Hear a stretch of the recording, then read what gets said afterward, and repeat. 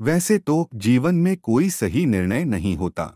अगर आप कोई निर्णय लेते हैं और उसमें अपना सब कुछ लगा देते हैं तो वो शानदार बन जाएगा। अगर आप चाहते हैं कि आपका रिश्ता कारगर हो तो खुद को लगातार याद दिलाते रहें कि दूसरा आपसे ज्यादा महत्वपूर्ण है। अगर आप आनंद चाहते हैं तो आपको भीतर की तरफ झांकना होगा, क्योंकि आनंद यहीं होता है। आप जिस चीज पर ध्यान देने का चुनाव करते हैं वही आपके जीवन की क्वालिटी तय करती है। ज्यादातर लोग पंछी की तरह पिंजरे में रहते हैं। पिंजरे का दरवाजा तो खुला है, लेकिन वह पिंजरे में इतने व्यस्त हैं कि कोई और संभावना उन्हें दिखती ही नहीं। आपकी खुशी, दुख, पीड़ा और आनंद आपके भीतर ही पैदा होता है, तो कम से कम ये सब चीजें आपके अनुसार पैदा होना चाहिए। इरादा रखना एक चीज है, पर उस पर अमल करना अलग चीज है। अपने जीवन में क्या आप अपने इरादों को अमल में लाएंगे या आप अपने साथ चीजों को बस संयोगवश होने देंगे, यही बड़ा सवाल है। जब लोग अकेले होते हैं तब वे आध्यात्मिक बन जाते हैं। जब वे समूह में होते हैं तब धार्मिक बन जाते हैं।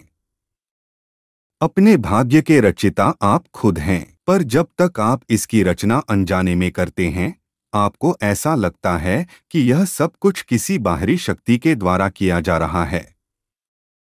शक करना बुद्धिमानी नहीं है। असल में बुद्धि का स्तर जितना कम होता है, लोग उतना ही ज्यादा शक्की होते हैं। आप कौन हैं, यह इस बात से तय होना चाहिए कि आप अपने अंदर कैसे हैं, न कि इससे कि आप क्या करते हैं। अगर आप मानव पीड़ा के बारे में कुछ करना चाहते हैं तो सबसे पहले खुद पर ध्यान दें और अपने आसपास के लोगों पर भी। शुरुआत करने का यह सबसे अच्छा तरीका है। समस्या जीवन के साथ नहीं है। समस्या यह है कि आपने अपने मन को नियंत्रण में नहीं लिया है। इस दिन गौतम बुद्ध को यह एहसास हुआ कि आत्मज्ञान पाने के लिए यह जरूरी है कि इसे जीवन में पहली प्राथमिकता बनाया जाए। आध्यात्मिक मार्ग पर होने का मतलब ईश्वर के करीब आने की कोशिश करना नहीं है। आप ईश्वर के साथ एक होने की कोशिश कर रहे हैं। यह मेरी कामना और मेरा आशीर्वाद है कि आप अपने आंतरिक आयाम तक पहुंच पाएं। आप जहां भी जाएंगे यह आपके साथ रहेगा। जब आपको सचमुच ये एहसास होगा कि आप नहीं जानते हैं, तो आपके अंदर न तो कोई पूर्वाग्रह और न ही निष्कर्ष होगा।